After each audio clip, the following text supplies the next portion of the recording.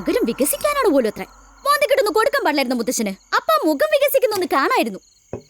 Vote ചോദിക്കാൻ വരുമ്പോ എന്തൊരു വിനയാ. പാല് തരാം, തേന് തരാം, എന്താവശ്യം ഉണ്ടെങ്കിലും വന്ന് ചോദിച്ചാ മതി. ഞാനും കൊടുത്തില്ല ഈശ്വര ആശ്രീകരത്തിന് ഒരു വോട്ട്. ആരാധ്യനായ മേയർ പോലും അടികൊള്ളേണ്ട മേയർ എന്നാ പറയണ്ടേ. ഓർമ്മ വെച്ച നാൾ മുതല് ശ്രീപത്മനാഭന്റെ നടയിൽ മണിമുഴക്ക കയറി പിടിച്ച് തഴപ്പിച്ച കൈയായത്.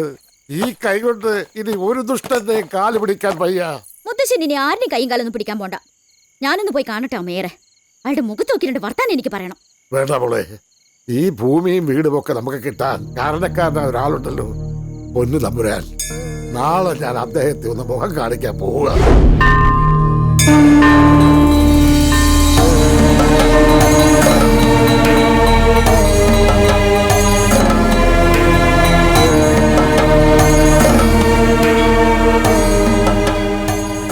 എന്താ ദാമോദര,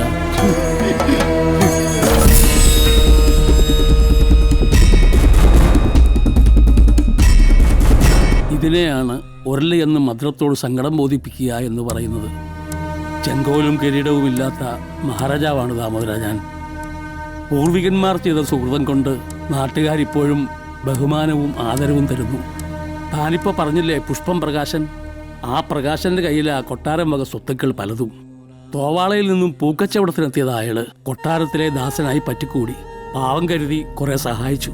പക്ഷേ പാല് കൊടുത്ത കൈക്ക് തന്നെ അവൻ കുത്തി. അവനെതിരെ ഞാൻ ആരോട് പരാതി പറയും എന്ന് ആലോചിച്ചിരിക്കുക. ആകെയുള്ളൊരു കടപ്പാടവാ അത്. നഷ്ടപ്പെട്ടാൽ ഞാൻ ഒറ്റക്കായിരുന്നെങ്കിൽ ഈ ക്ഷേത്രത്തിന്റെ ഏതെങ്കിലും ഒരു മൂല ചുരുണ്ടുകൂടായിരുന്നു. പക്ഷേ എന്റെ ചെറുമകളുടെ കാര്യം ഓർക്കുമ്പോഴാ അതിന് മനസ്സേ ആദി. അച്ഛനും അമ്മയും ഇല്ലാത്ത കുഞ്ഞ, ദുഷ്ടമൃഗങ്ങളാ ചുറ്റും. ഞാനിനി എന്ത് ചെയ്യും തിരുമനസ്, ആരോട് പറയും? ധർമ്മം പുനഃസ്ഥാപിക്കാൻ വേണ്ടി ഓരോ കാലത്തും പല പല രൂപത്തിൽ അവതരിക്കുന്നു ശ്രീപത്മനാഭൻ. എന്നെ പോലെ താനും ഭഗവാനെ വിളിച്ച് പ്രാർത്ഥിക്കേ. ആ വിളി ശ്രീപത്മനാഭൻ കേൾക്കും. എന്റെ ശ്രീപത്മനാഭ.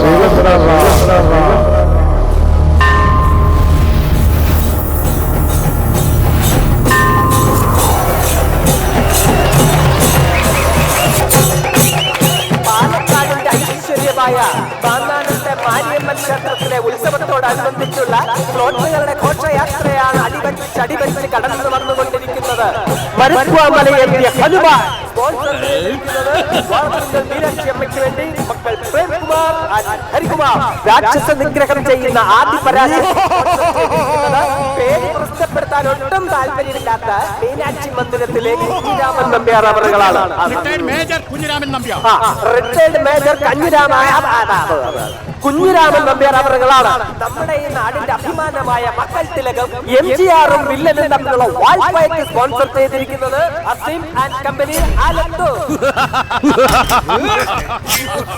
എടുക്കാൻ പറ്റാത്തൊരു വാളും ഈ പടപെട്ടാനുള്ള എംജിആർ എവിടെ പോയി കിടക്കുന്നു?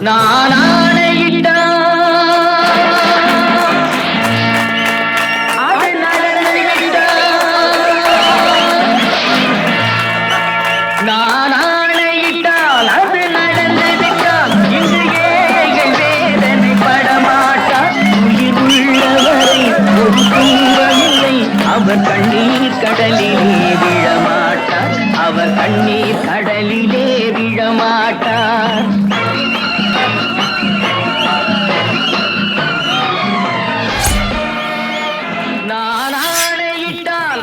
പത്മനാഭ, നീയാണോടാ എംജിആർ? ആമാൻഡ, ഞാൻ താൻ പുരട്சி தலைவர் എംജിആർ ഓല്ലേ. അപ്പൊ സ്ഥിര എംജിആർ ആകുന്ന ആ ശിവൻകുട്ടി എവിടെ? രാവിലെ അവൻ എംജിആർ അവൻ വേഷമിട്ട് വാളുമായിട്ട് ഇറങ്ങിയതാ.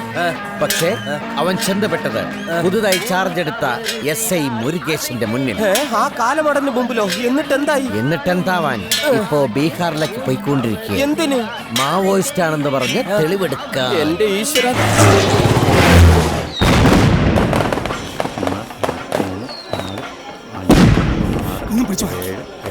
അതിങ്ങോട്ട് തന്നെ മതി. എന്നെ കയ്യിലെ തൊലി കളയണ്ട. നിങ്ങൾക്ക് മാത്രം തന്നാ മതിയോ? ബാക്കി പലർക്ക് സെറ്റിൽമെന്റ് ഉള്ളതാ. അതെ, രാവിലെ വേറെയും പല പല കമ്മിറ്റ്മെന്റ്സ് ഉണ്ടായിരുന്ന നമ്മുടെ പ്രതിപക്ഷ നേതാവിന്റെ റോഡ് ഉപരോധം, അനന്തമേനോൻ സാറിന്റെ വെല്ലുമ മരിച്ചിട്ട് അതിന് കരയാൻ കൂടൽ, അതുപോലെ നല്ല നല്ല കാശ് വീഴുന്ന പരിപാടികൾ ഉപേക്ഷിച്ചിട്ടാ ഞങ്ങൾ ഈ ഉത്സവ കൊട്ടേഷൻ പിടിച്ചത്. മാത്രമല്ല എനിക്ക് അറിയാൻ പാടാതെ പണി ചെയ്യിപ്പിച്ചു. എന്നിട്ട് ഇപ്പം കാശ് കറിവേപ്പിലെ ഞങ്ങൾ ഒരുപോലെ കാര്യം കഴിയുമ്പോ ഞങ്ങളൊക്കെ വെറും ചട്ടിയല്ലേ വിഷമമുണ്ട്. ഇത് കാരണം ഇന്നൊരു വായ കഴിച്ചിട്ടില്ലറിയോ? കാര്യം പറ്റിക്കേ കഥ എടുക്കട്ടെ. മുണ്ടില്ലേ ആർക്ക് വേണം എന്റെ മുണ്ട്? ഓക്കെ ഏറ്റിരിക്കുന്നു. അതെന്ത് ചോദ്യ?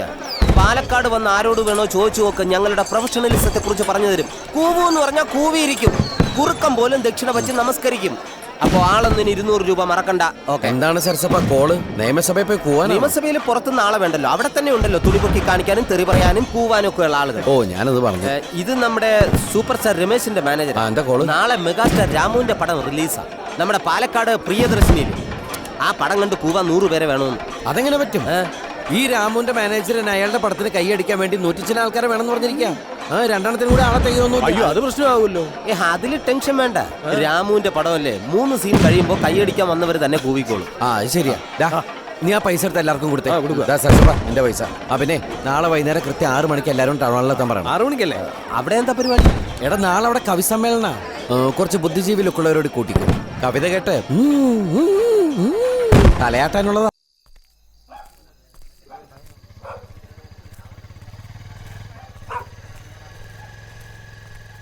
പുഷ്പം. ഫു, ഹേ.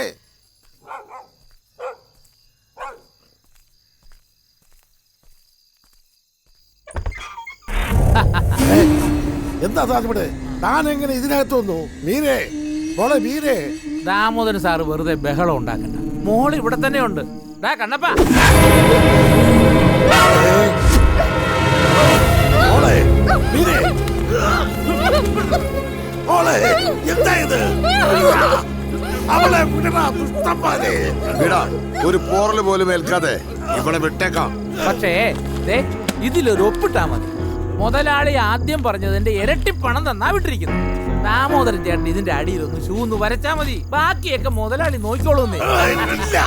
എന്റെ ജീവൻ പോയാലും ഈ സ്ഥലത്ത് നിന്ന് ഒരു തരി മണ്ണ് പോലും ഞാൻ നിനക്ക് തരില്ല. എങ്കിൽ ഇവിടെ ഞങ്ങളങ്ങ് കൊണ്ടുപോകും. തനിക്കുള്ള മാനത്തെക്കാളും വലുത് ഈ സ്ഥലമാണെങ്കിൽ ഇതും കെട്ടിപ്പിടിച്ചോണ്ട് ഇവിടെ ഇരുന്നോ. ഇവിടെ ശവം പോലും തിരിച്ചിട്ടില്ല. വേണ്ട, അവളെ ഒന്നും ചെയ്യരുത്. ഞാൻ എവിടെ വേണേലും ഒപ്പിടാം. എങ്കിൽ ഇവിടെ ഒരു ഒപ്പിടും. ഇടാം, എവിടെ വേണേലും ഒപ്പിടാം. എന്റെ മോളെ വിട്ട് ശിവരാമാ.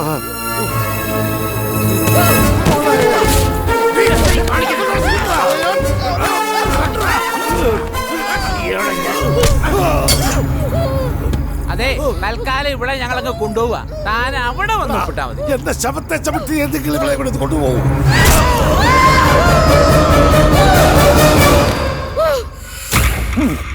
കടവുളെ ഉള്ളു കുടുങ്ങിയാച്ചാ. ഹോസ്പിറ്റലിൽ കൊണ്ടുപോയി പൊടിക്ക വെക്കടാ. അല്ല മുതലാളി, ഈ കിഴവൻ ചത്ത് കിട്ടുന്നത് നല്ലതല്ലേ? മുതലാളിക്ക് ഒരു കുഴപ്പവും വരത്തില്ല. മുട്ടാപ്പൻ ഓസരപ്പെടുത്ത് ഓൻ മൊജിരിയാടി. അവൻ സെത്ത് പോന പടി ഞാൻ മേലെ വരുടാ. அப்படித்தானே கம்ப்ளைண்ட் கொடுத்து வச்சிருக்கா. அவன் பொழைக்கணும், இல்லைன்னா நான் உள்ள போயிருவேன்டா. சீக்கிரம் பக்கத்துல ஏதாவது ஹாஸ்பிட்டல் கொண்டு போய் தள்ளு. അയ്യോ, എന്റെ ശ്രീമൻ.